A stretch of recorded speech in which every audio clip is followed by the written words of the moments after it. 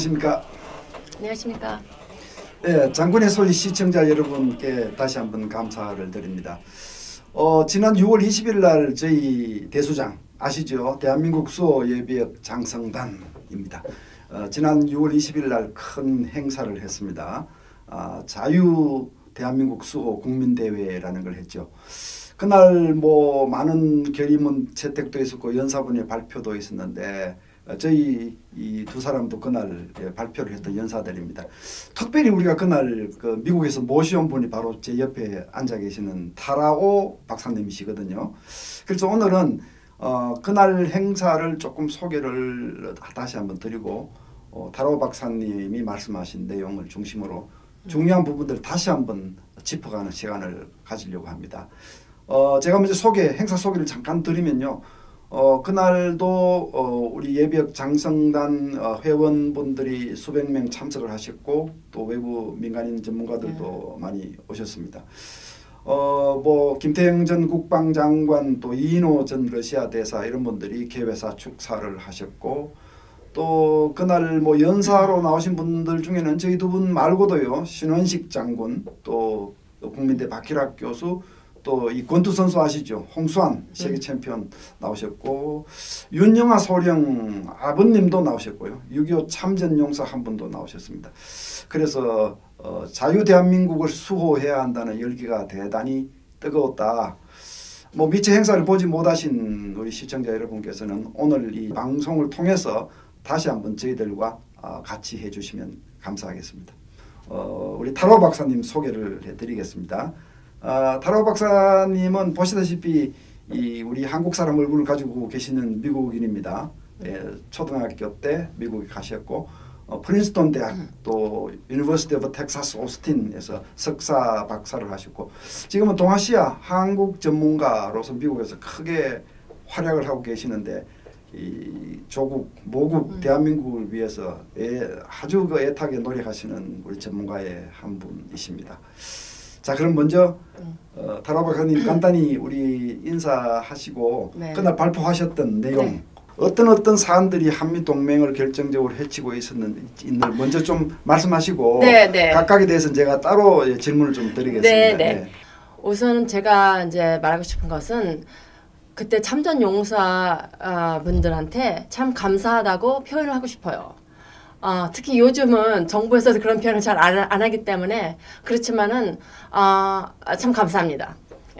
그리고 또 잊지 말아야 될 것은 그 참전 용사들 중에서 북한에서 포로로 돼갖고 아직도 북한에 계신 분이 있기 때문에 그분들도 잊지 말아야 합니다. 우선은 이제 제가 그 말을 먼저 하고 싶었고요. 제가 그 행사 때 이제 여러 가지 한 말이 있는데 벌써 한미 동맹이 거의 70년이 돼가죠. 네, 그렇습니다. 예, 그래서 그 동맹에서 제일 중요한 것은 뭐 treaty 그 조약도 중요해요. 조약이 우선 중요하지만 또 중요한 것은 relationship. 예, 한미 관계. 예, 한미 관계. 그리고 한미 관계에서 또 중요한 것은 믿음, trust. 그것이 참 중요하거든요. 그래서 한국하고 미국하고 사이에서 이제 여러 일을 이렇게 다룰 적에 그 믿음을 이렇게 높이는 그런 일을 하는 게 참 중요해요. 네. 그래서 이제 제가 몇 가지 이제 말씀을 드리고 싶어요. 첫 번째는 사드, 이제 영어로 하면 that, THAAD 이렇게 쓰죠. 그리고 또 한 가지 중요한 것은 일본. 좀 친일하면서 이렇게 일본에 보는 눈이 안 좋은데 일본이 참 한국의 방어 참 중요해요. 그래서 일본 그리고 물론 요즘 나오는 얘기 압칸 그러니까는 전작권 지휘 그거에 대해서고요. 이제 또 중국에 대해서 말을 하고 싶은데 그 중에서 요즘 제일 중요한 것은 그 화웨이 장비에 대해서 그거 제재에 대해서 그리고 작년에 그 남북 합의서 썼잖아요. 그거에 대한 한국 안보의 기능의 역할. 그거 그런 분야에 대해서 말하고 싶어요 오늘. 네, 지금 한미 동맹을 해치는 사안들 큰 제목들을 먼저 말씀을 하셨는데요. 제가 이제 좀 더 보충해서 질문을 좀 드려보도록 하겠습니다. 첫 번째는 사드. 그게 한국을 위해서 들어온 그리고 한국하고 미국하고 합의해서 들어온 것인데 그것에서 너무너무 반대가 심했잖아요. 그리고 반대를 그때 심했는데 나중에 이제 문 정권 들어오고 나서 이렇게 나머지가 이제 들어갔죠. 그러고 나서 이제 저는 오케이 이건 괜찮아졌구나 그렇게 생각했는데 그게 아니고 그 성주에 있는 사드 기지를 그 시민 단체라는 그 그룹들이 가서 길을 완전히 막아버렸어요. 그리고 경찰은 꼼짝도 못하고 그 사람들 미국 같으면 그렇게 하면은 벌써 싹 그 사람들 거기 그렇게 오래 있을 수가 없거든요. 근데 1년을 넘게 거기서 매일 대회를 하고 그냥 길을 막아갖고 거기에 이제 가는 그 병사들이 이렇게 일을 가야 되는데 일을 못 가는 거예요. 길을 막아놔갖고. 그래갖고 미국 군인들은 이제 한국 군인들도 거기 물론 가 있죠. 근데 미국 군인들은 헬리콥터로 가야 돼요. 그게 얼마나 비싼 트랜스포테이션이에요. 차로 가면 되는데. 그리고 그뿐만 아니라 거기 기숙사 이렇게 있는데 기숙사에 이 장병들이 이제 살아야 되는데 뭐 천장에서 물이 떨어지고 뭐 화장실이 뭐가 안 눌러지고 그러면 진짜 그런 시설은 해줘야 되는데 그런 시설을 하는 그 장비들이 들어오려면 또 그거 길이 막혀서 못 들어오고 그래서 이렇게 하면은 이제 trust 믿음이 생기고 관계가 좋아지는 길이 아니거든요. 그래서 그런 일이 좀 안 있었으면 하는데 그런 반대 시위 단체들이 있으면은 한국 국민들도 좀 반대로 하는 나서는 그런 것도 있었으면 좋겠어요. 그리고 제가 알기로는 있긴 있었어요. 사드 얘기는 뭐 조금 전에 설명을 좀 하셨습니다. 화웨이 문제를 네. 동맹을 해치는 주요 사안으로 지금 지적을 하셨는데 네. 어떤 사안들이 특별히 동맹을 해치는지 좀 자세히 좀 말씀을 해주시죠. 네. 이 화웨이는 문제가 두 문제예요. 하나는 미국의 문제, 하나는 한국의 문제. 지금 그러니까 물론 그 고위급 정보가 이제 미국에 많죠. 그것을 한국하고 공유를 하는데 그거를 이제 공유하려면은 이것은 한국한테 주는 것인가 한국이 이제 잘 갖고 있어야 되는데 이 화웨이 장비가 들어간 커뮤니케이션 이퀴프먼트가 있으면은 그게 중국으로 새버려요. 저절로. 그러니까 한국에 직접 주는 게 아닌데 그냥 중국 그게 저절로 그쪽으로 가게 돼 있어요. 그러면은 미국 입장으로 봐서는 이게 한국에 준 건데 중국으로 주는 건 아니거든요. 근데 중국으로 가기 때문에 그게 참 우려가 되는 것이죠. 그래서 미국에서 이렇게 했잖아요. 공유를 못할 수도 있다. 정보 공유를 못할 수도 있다. 예, 그러면은 동맹에서 정보 공유 못하면은요 기능이 완전히 이렇게 낮춰지는 거거든요. 그래서 그 문제도 있고 또 내가 왜 아까 이게 한국 문제라고 한 것이냐면 뭐 한국 정보는 안 넘어가나요? 한국 정보 그러니까 군사 정보를 넘어가는데 그것이 진짜 한국 국민이 원하는 거지. 네. 그리고 또 중요한 것은 개인 정보, 국민의 개인 정보. 그러니까는 예를 들어 내 은행이 뭐 얼마 있고 어카운트 넘버가 뭐고 또 내가 누구랑 뭐 카카오톡을 했고 뭐 이런 게 다 넘어가는데 매일매일. 근데 그런 거를 원하세요? 중국으로 가는 것?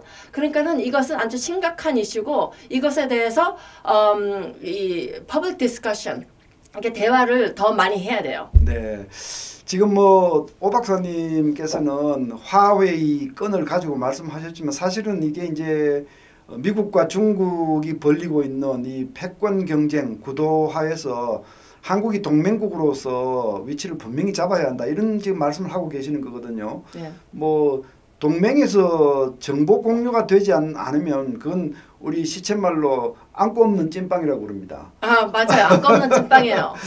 예. 지금 중국 시진핑 주석은요. 뭐 저희가 이야기로는 덩소평 주석의 유언을 어긴 것 같습니다. 자기가 죽고 나서 50년 동안은 미국에 도전하지 말라고 유언을 남겼는데 일찍 도전을 해서 군사력 키우지요. 경제력 키우지요. 또 지금 말씀하신 세계 정보시장을 독점하려고 시도를 하죠. 그래서 미국에서 이거 이대로 가다가는 세계 질서가 바뀌겠다. 이런 큰 긴장감을 느끼고 지금 미국과 중국 간에 지금 근곤일척의 사실 세력 대결이 펼쳐지고 있는 거거든요. 그 대한민국이 70년 동맹국이라면 이 부분에서 위치를 분명히 해야 한다. 지금 이런 말씀을 하신 것 같습니다. 네. 그 다음에 중시에서 말씀하신 게 한일 관계인데요. 네. 어떤 생각을 생각하시는지 좀 더 구체적으로 해주시죠. 네. 우선은 일본도 한국처럼 자유민주주의고 시장 경제이고 그래서 같이 좋은 관계가 있으면은 한국의 이 국익이 아주 커요. 그래서 자꾸 사이를 나쁘게 지금 가고 있는데 그것은 그 반대로 한국 국익에 나쁜 일이거든요. 그래서 이제 군사적으로 보면은 아까 말하다시피 안고 없는 빵이 안 되려면 일본하고도 네. 정보를 공유해야 돼요. 이제 일본이 정보가 있어서 미국하고 공유를 하고 있어요. 근데 한국만 몰라요. 한국만 빠졌어요. 특히 이거 북한에 대한 거. 그러면 그게 안 좋죠. 더 효과적이지도 않고. 그러니까는 거기서 한국도 껴야 될 거 아니에요. 이렇게 세 나라가 껴서 같이 이렇게 정보를 공유해야 되잖아요. 그래서 지금 그게 있어요. 지소미아라는 것이. 근데 제가 기억을 나는 것은 맨 처음에 그거 한다고 할 적에 아주 반발이 있었어요. 한국에서. 네. 근데 왜 한국의 국익적으로 좋은 것을 반발을 해요? 그것을 지지를 해야죠. 적극적으로 지지를 해야 되죠. 그리고 뒤처지지 않으려면. 그러면은 같이 이렇게 공유를 해야 돼요. 나라들 사이가 또 이제 좋아야 되거든요. 그래서 지금은 이제 반대쪽으로 가고 있는데 이것을 턴어라운드 시켜갖고 일본하고 같이 사이가 좋아야 돼요. 네. 뭐 역시 미국에서 이 동맹을 걱정하는 시각에서 보면 한일 관계가 나쁘다는 것은 동맹에도 매우 나쁜 영향을 미친다. 이제 그렇게 강조를 하시는 것 같습니다. 사실 그렇죠. 지금 미국이 벌리고 있는 참 중국과의 세대결 여기에서 이 중심적인 전략이 인도 태평양 전략인데 일본은 열심히 참가를 하고 있습니다. 근데 한국은 불참을 하고 있거든요. 그래서 이런 차원에서 미국이 이 한미일 3국 간의 안보 공조를 강화하기를 원해 왔는데 한국이 전혀 말을 들어먹지 않았습니다. 이대로 가면 동맹 신뢰가 무너진다. 이제 이런 우려를 하신 것 같습니다. 한 가지 더 일본에 대해서 전시에 일본의 역할이 아주 커요. 한국을 위해서. 그렇습니다. 그게 무슨 말이냐면 일본의 UN 기지들이 있는데 그 기지들에 이제 여러 나라, 미국뿐만 아니라 뭐 호주, 뭐 여러 나라, 옛날에 UN 참전했던 그 나라들이 거기를 가서 거기서 이제 한국으로 오는 것이거든요. 그렇습니다. 그래서 왜냐면 한국으로 직접 오는 게 아니에요. 뭐 직접 올 수도 있지만 거의 거기서 먼저 가고 준비를 한 다음에 그 다음에 한국에 오기 때문에 일본의 역할이 아주 커요. 한국 안보에. 그래서 그것도 이렇게 고려해 주세요. 네, 우리 국민들이 이런 문제들을 참 깊이 고려해야 하는 거죠. 일본의 유엔 후방사 기지가 7개가 있고 한반도 유사 상태가 되면 우리를 도와줄 수 있는 군대가 오는 것은 사실 본국에서부터 오기보다는 먼저 일본에서 출발하는 것이다. 이거 잊지 말아달라. 이제 이런 말씀하신 것 같습니다. 아까 그 지소미아 같은 얘기는 한일 정보협정을 말하는 거죠. 한일 간의 정보협력을 하게 돼 있는 협정이 돼 있는데도 불구하고 한일 관계가 이렇게 나쁘면 그거마저 작동하지 않는다. 이런 걱정을 하신 것 같습니다. 그 다음에 남북 군사 합의 문제도 언급하신 것 같습니다. 이게 우리 동맹에 나쁜 영향을 미친다. 이렇게 말씀하셨죠. 좀 부연해 주시죠. 네. 그 군사 합의가 아주 문제점이 꽤 많아요. 그런데 그 중에 이제 한 가지를 이제 동맹에 대해서 영향이 있는 것을 뽑자면 그 no-fly zone. 비행 금지 구역. 비행 금지 구역. 비행 금지 구역이 원래 없는 건 아니에요. 그 DMZ 쪽에 있어요.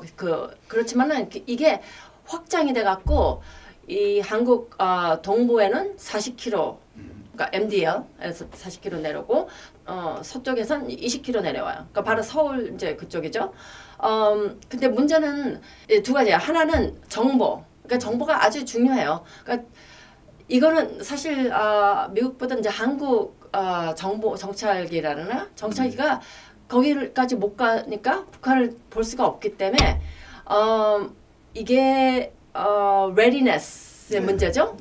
저쪽이 뭐가 들어갈지 모르면 그게 readiness고 그리고 또 하나는 트레이닝 훈련을 해야 되는데 그 노프라이 존 그 하늘에서 훈련을 하거든요. 공군들이 이제 한국하고 미국하고 공군들이 서로 그럼 같이 훈련을 해야지 이 기능이 생길 거 아니에요. 근데 같이 거기서 훈련을 못하게 하고 또 훈련을 만약에 이제 뭐 이렇게 돌고 저렇게 돌고 그런 거는 딴 데서 할 수 있어도 그 파일럿 그 조종사들이 그 에어스페이스하고 그 밑에 그 랜드 그거를 잘 알아야 되거든요. Territory familiarization. 그래서 그것을 못하게 그 군사 합의는 그것을 못하게 막는 것이죠. 네, 동맹에 해를 끼치는 주요 요인으로 지금 오 박사님께서 남북 군사 합의를 들었습니다. 뭐 지금 충분히 들으셨겠지만 비행 금지 구역을 확대함으로써 우리 한국군과 미군의 감시 정찰 능력을 크게 제약을 했고 또 통상 그 상공에서 공역에서 해오던 이 한미 연합 공군 훈련 같은 것도 큰 지장을 받고 이런 문제들을 지금 지적을 하신 것 같습니다. 뭐 사실 그렇습니다. 이 군사 합의를 서명하고 나서 정부는 뭐 덩그리 덩면적으로 비행 금지 구역을 정했으니까 공정한 것이다 이렇게 얘기를 했지만 이거는 공자와 방자를 구분하지 않은 겁니다. 북한은 공격자고 우리는 방어자인데 맞아요. 북한은 지금까지 이런 활동을 하지도 않았어요. 우리만 해온 거예요. 맞아요. 한국군과 미군만 해온 것이 소위 감시정찰 비행을 해온 건데 뭐 이걸 뭐 남북이 다 같이 안 하기로 한다. 이건 말이 안 되는 거죠. 그리고 감시정찰 하는 이유가 아까 말했다시피 북한은 쳐들어오려고 공격적으로 있기 때문에 그거를 감시해야 되기 때문에 하는 것이고 한국하고 미국은 북한을 공격하려는 그런 자세가 아니기 때문에 북한에서는 그런 염려를 할 필요가 없어요. 그러니까 거기서 정찰이 할 필요가 없어요. 네, 북한에는 그런 감시 정찰기를 보유하고 있지 않습니다. 맞아요. 뭐 할 필요도 없고. 강도하고 정상적인 시민이 이웃에 살면서 우리 둘 다 공정하게 CCTV를 달지 말기로 하자. 이게 공정한 거냐? 이제 이런 끝없는 항의에 지금 부닥치고 있는 문제입니다. 잘 지적을 해주셔서 감사드리고요.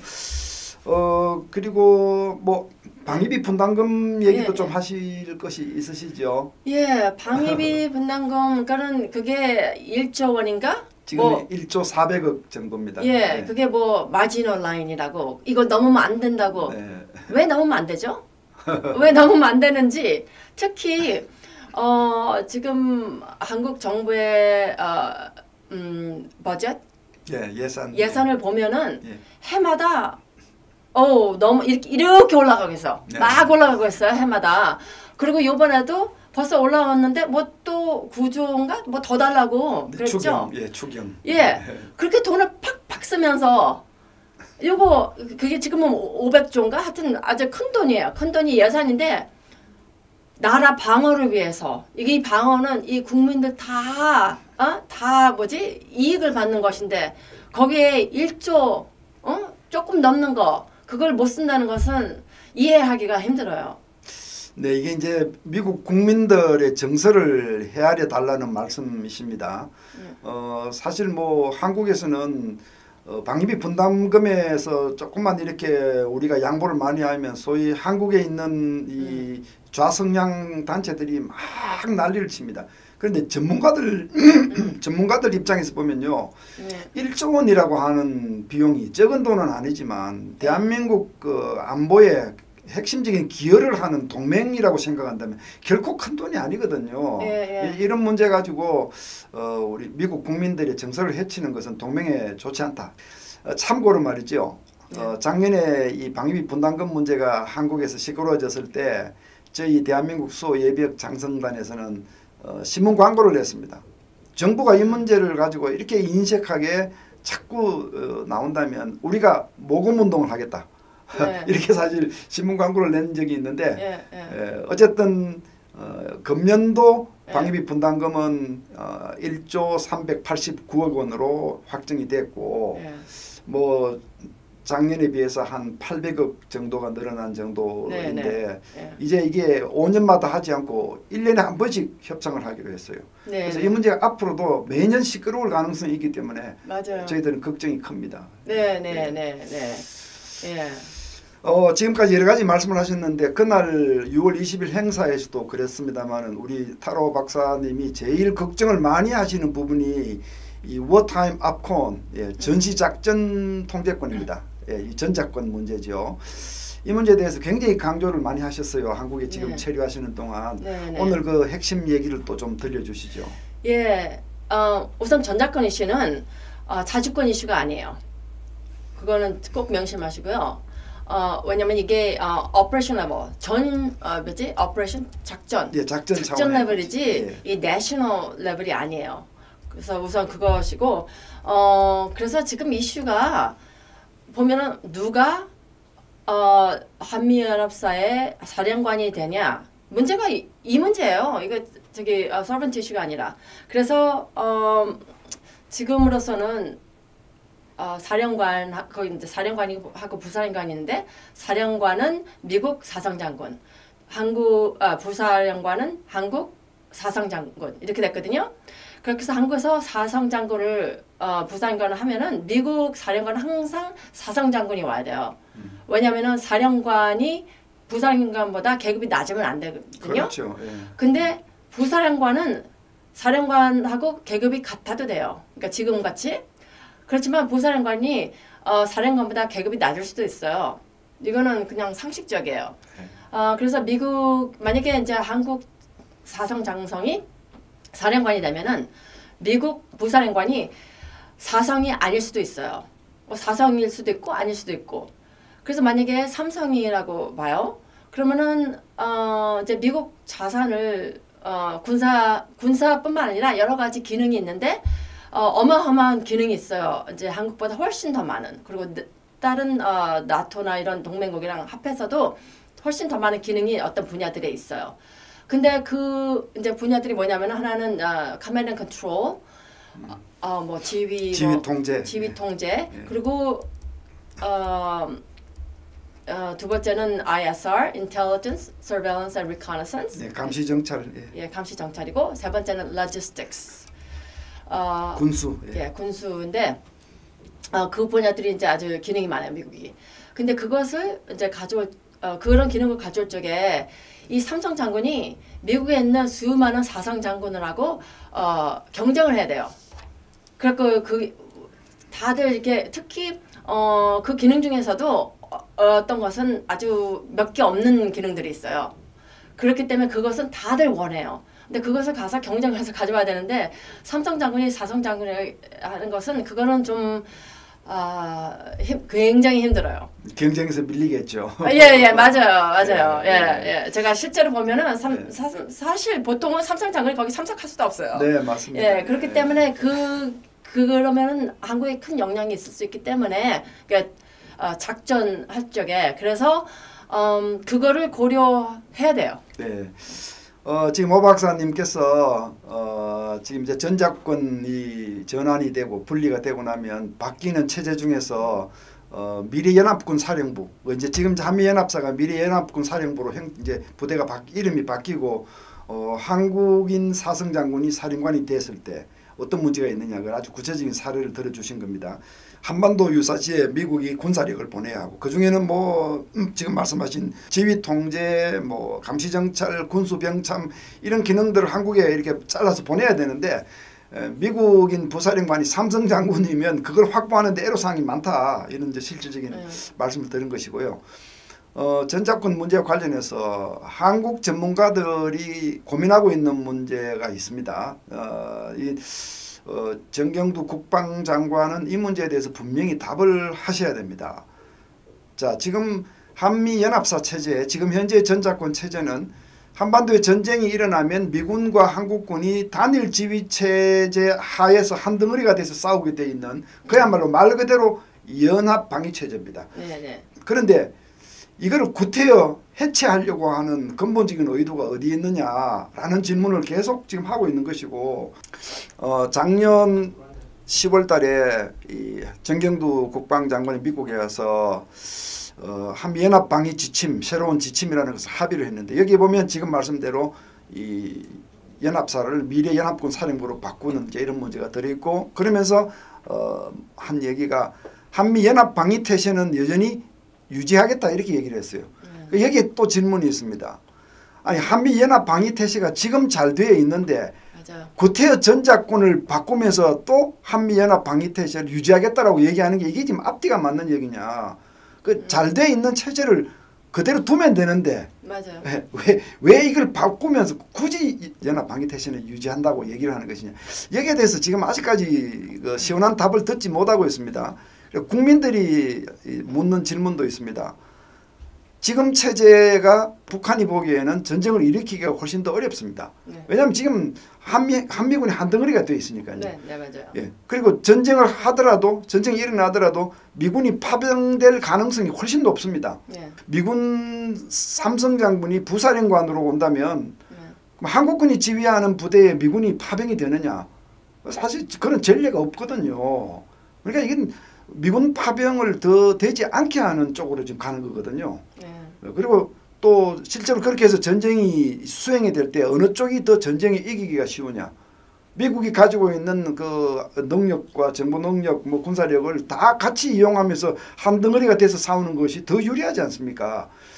그런데 이런 질문들에 대해서 아직도 우리 국방부는 속 시원한 답을 내놓지 못하고 있기 때문에 차제에 이 방송을 들으신다면 이 질문에 대해서 우리 장관께서는 답을 주시면 좋겠다. 예, 제가 요청을 드립니다. 오늘 우리 타라오 박사님 모시고 지난 6월 20일에 있었던 행사 얘기를 좀 요약하면서 다시 한 번 더 한미동맹의 중요성을 강조하셨고 또 한미동맹을 해칠 수 있는 여러 가지 요인들에 대해서 얘기를 나누어 봤습니다. 감사드리고요. 마지막으로 뭐 우리 이제 곧 떠나실 텐데 네. 우리 한국 국민들에게 남기고 싶은 인사 말씀이 있으면 한 말씀 하시죠. 예, 이 한미 동맹이란 것이 forged in blood 이렇게 보통 말을 하거든요. 네. 이게 피를 흘려가면서 이 한미 동맹을 만들었다. 왜냐면 그 혈맹이라고 혈맹, 네, 혈맹 맞아요. 그 말이 생각이 안 나서 네. 예, 혈맹이란 것은 그러니까 아주 중요한 것이고. 이 동맹도 그렇고 이 한미연합사 그리고 한미연합사가 이게 생긴 과정이 있었거든요. 한 적어도 10년을 걸려서 이렇게 해보고 저렇게 해보고 해서 만드는 그래서 완성한 것이에요. 이것이 그래서 이건 사실 보물 같은 거예요. 보물. 만약에 결혼을 했다면은 이게 한국과 미국 결혼했다면은 다이아몬드 반지예요 이게. 네. 그렇기 때문에 이게 아주 귀중한 것이니까 그리고 이걸 원하는 나라들이 많아요.